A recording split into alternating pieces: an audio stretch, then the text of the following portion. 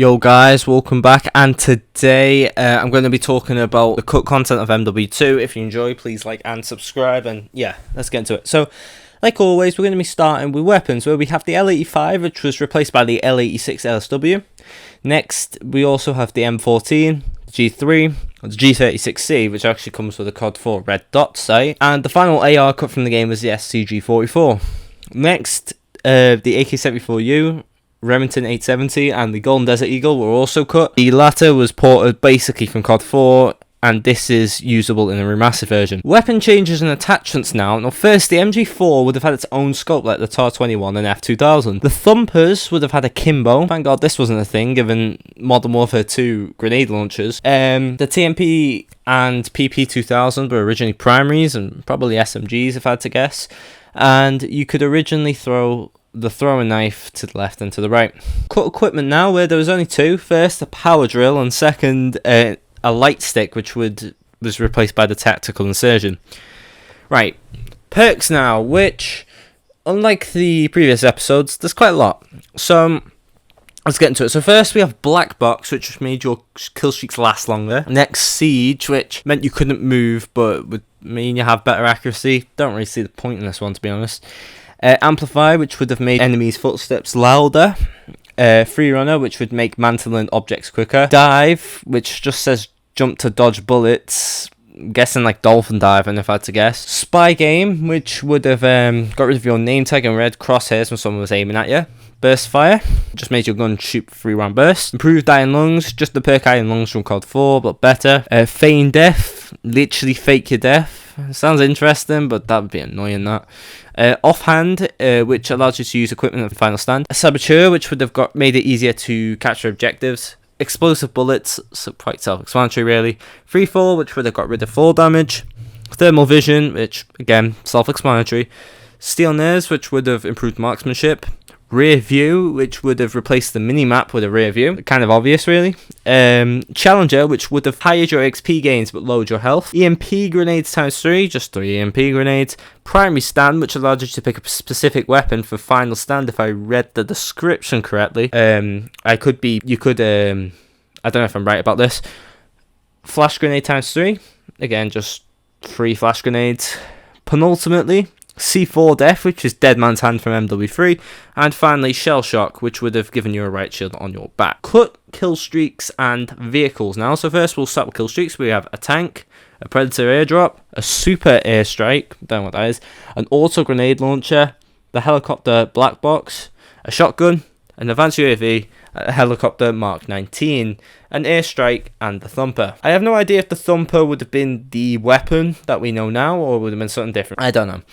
As for cut vehicles, we have the MH6 Little Bird and the L-Train, which seems to have been in a multiplayer map. Now, little tangent here, I don't know exactly what L-Train mean, because through a bit of research, there seems to be 2. I know I've shown the picture of the Chicago one, but there's also one in New York as well. I have no idea which one would have been used, but yeah, I guess we can only guess. Speaking of cut multiplayer maps, so first we have Vertigo, which was a map likely cut due to its similarity with High Rise. The loading screen still exists. If you use the JTAG exploit, you could see this if you did that back in the day. Next, Oil Rig, which I talked about this in a video I made a few weeks ago, but this was a very small map set on an oil rig. This map eventually became offshore in MW3's DLC, so don't worry, you can play this. After that, Gulag, which would then take place during the mission, the Gulag, in probably the courtyard, if judging by the description. Next, the maps Arcadia, Trailer, Plaza, Substation, Crib Basement, Mall, Riverwalk, Verdict, and White House. They would have been in the game, but there isn't really much known about them. And the final 3 are Fuel and Skid Row. I'll note that these are not the same maps as the actual maps Fuel and Skid Row from MW2. And finally, Uprise, which is only interesting because a few Infinity Ward developers were seen playing the map online on October 3rd, 2009, which suggests this map was reviewed quite late in development. Right, cut modes now, we have Die Hard, which was basically a normal game, but everyone's final stand. I mean, that sounds like cancer. Next, Arms Race, which hasn't really got a description. VIP now, which is capture the flag, but the team has to protect the person. Next, DEFCON, which would have been a mode where, as the game progressed, the player and the gameplay would change. After that, Arena, which is a team deathmatch with 1 life, and then once there was 1 person left, there'd be a flag that you'd have to capture. 1 flag capture the flag, which is pretty self-explanatory. And finally, Global Thermonuclear War, which, despite not being in the game, was playable in hacked lobbies. This mod's a little confusing, but what you had to do is you had to capture the nuke from the middle of the map and hold it onto it for about 40 seconds or so, and then you'd win.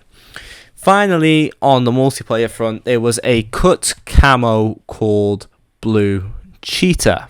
Campaign now, where first we're going to talk about cut missions, so there's quite a few. First, we have Tulsa, which would have taken place in Tulsa, Oklahoma, at least I'm guessing. There isn't much info on this one.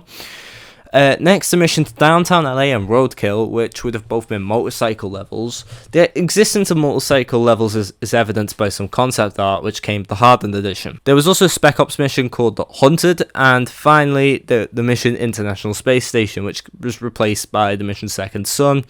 The ending cutscene is in said mission.